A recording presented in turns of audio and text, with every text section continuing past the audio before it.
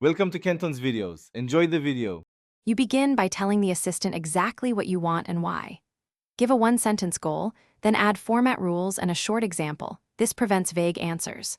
Once done, include constraints, length, tone, desired sections, and label data clearly. Make sure to request the output type, for example, a list, code block, or file structure, so the assistant returns usable content immediately. This step saves time and shapes responses toward your practical needs. You now refine the draft with targeted edits and feedback. Tell the assistant what to change, shorten by 30%, make tone conversational, or expand the technical section, and point to the exact lines to modify. Once you see alternatives, compare two outputs side by side, pick strengths, and ask the assistant to merge them. Make sure to rerun checks for accuracy and request sources or formulas when needed, because iteration sharpens results and reduces wasted follow-up. You finish by validating and exporting the final result.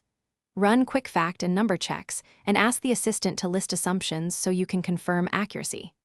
Once satisfied, request the exact export format, text, CSV, or Markdown, and name files so they're ready to use.